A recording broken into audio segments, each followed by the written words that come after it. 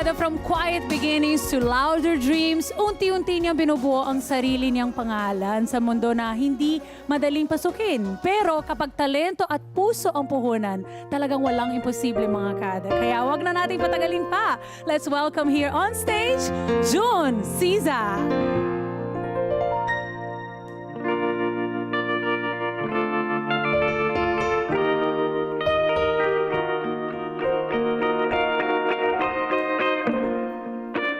Georgia, wrap me up in all your I want you in my arms, oh let me hold you. I'll never let you go again like I did. Oh, I used to say I would never fall in love again until I found her. I said I will never fall unless it's you I fall into. I was lost within the darkness, but then I found her. I found you,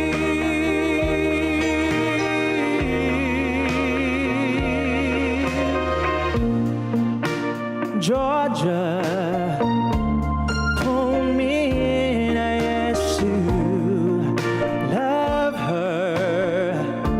Once again, you felt I caught you. I'll never let you go again like I did. Oh, we used to say I would never fall in love again until I found her. I said I will never fall unless it's you I fall into. I was lost within the darkness, but then I found her. I found you.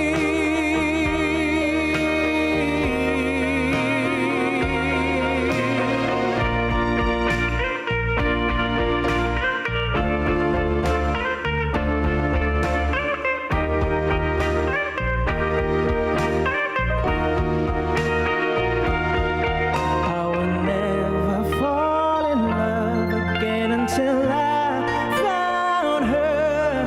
I said I will never fall unless it's you I fall into. I was lost within the darkness, but then I found her. I found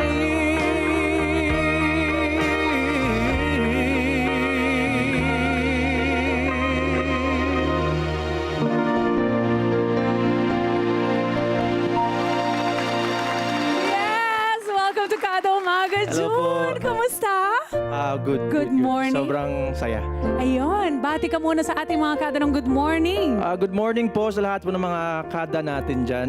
Maraming pong salamat Ang ganda ng kinanta mo. Thank Kanino you. mo to i-dedicate? sa iyo. Wow!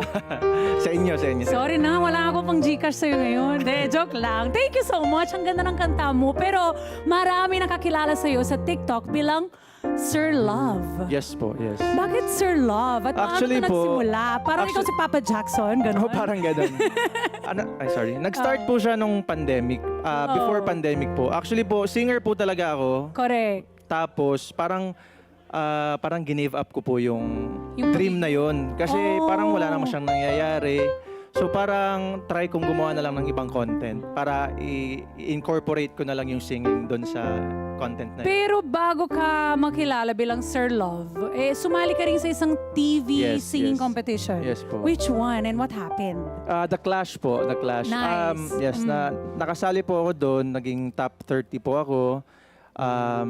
Okay naman po yung pagsali ko doon. Oh. It's just that hindi talaga siya para sa akin. Kasi Oh, minsan sobrang dami ganun. talagang magagaling na singer sa Pilipinas. Tsaka minsan it's the experience that you take it, It's diba? exactly. No, parang, Actually, sumali po ako doon. Gusto ko lang patunayan sa sarili ko na kaya ko. yun, Kasi diba? sobrang meron pa akong stage fright and Oh. dahil doon, parang na-overcome ko po talaga Tsaka yung... it's a nice experience talaga. Sobra po, And sobra. kadalasan makikita natin yung mga nagjo-join sa mga competition, hindi lang isang beses eh. Kaya okay lang. And I'm happy na tinuloy mo pa rin ang iyong passion. Yes. Ano yung natutunan mo sa experience mo na dinala mo sa career mo until now? Ano po, maging ano lang talaga, meron lang talagang kanya-kanyang time. Kasi ang dami ko pong kakilala na nandun sa show na yon na nagkaroon sila ng platform. Hindi lang doon sa platform na yon pero sa ibang Sa labas din. And ikaw din, meron kasi kang content, di ba? Kino-cover mo na rin yung mga ibang songs. Yes po, nagko-cover din po talaga ako ng Nagko-cover ka mga talaga. songs. Lalo siguro, na-boom yan, lalo ng pandemic time, no? Yes Kasi wala po, yes. masyadong lumalabas ng bahay. Oo, actually Diba? doon po talaga ako nag-boom sa TikTok nung walang lumalabas sa bahay. Pero nag-curious talaga ako dito kay Sir Love. Yung isa pang personality. Gusto ko to.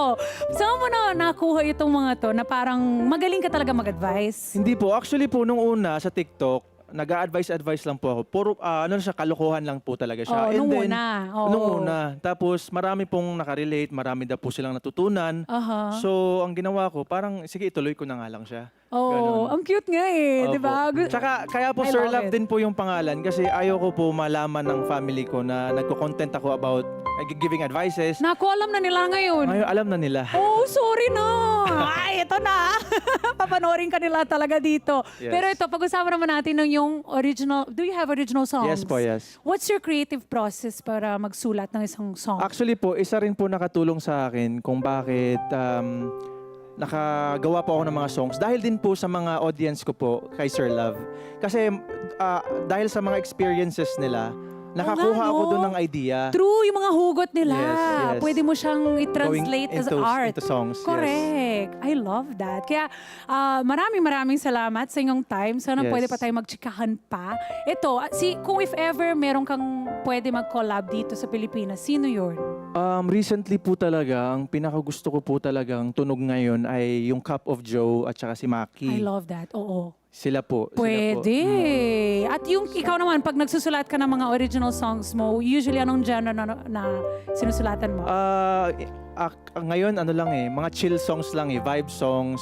Like, gaya nitong original song ko na Second Chance. And gusto ko lang din sabihin na yung Second Chance, kaya siya naging Second Chance yung original. Dahil, ano po siya hindi lang siya sa pag-ibig. Although, mainly po, para po talaga siya sa mga, di ba, humihingi ng second chance kapag ka nagkamali ka, di ba? Sometimes friendship, di ba? Exactly. It applies. So sa akin naman po, second chance siya sa dreams ko. Nice. Yes Pwede. po. Yan. Sa career. Nirelate ko lang po siya sa career po, yes. Yes, second chance. I love that. Maraming makaka-relate dyan because lahat tayo naman may mga second chances sa buhay. Yes, yes. Kung applicable to sa lahat, naku, maraming makaka-relate. Kaya please share your social media so we can follow you. Is this streaming already, yung mga original mo? Yes po, release na po siya last February 13. So, guys, continue to request the songs po.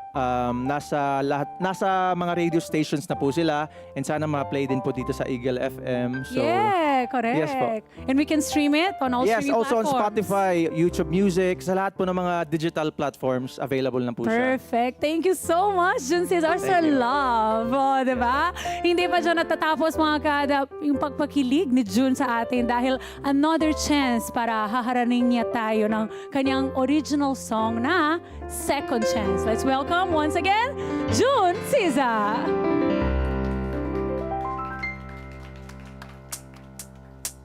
Sa ilalim ng ilaw ng alas 2 ng gabi, tahimik ang mundo pero maingay sa isip. Paulit-ulit kong tinatanong ang sarili kung saan ba tayo nagkamali. Hindi ko hiningi na kalimutan mo lahat. Alam kong may sugat pang hindi naghihilom agad. Gusto ko lang sana malaman mo na nagbago na ako. Kahit huli na ito, pwede bang isa pagkasakali? Isang gabi, isa yakap lang muli. Hindi para burahin ang kahapon, kundi para subukang ayusin ang ngayon. Kung may natitira pang konting ikaw at ako, kahit piraso lang ng dati nating totoo,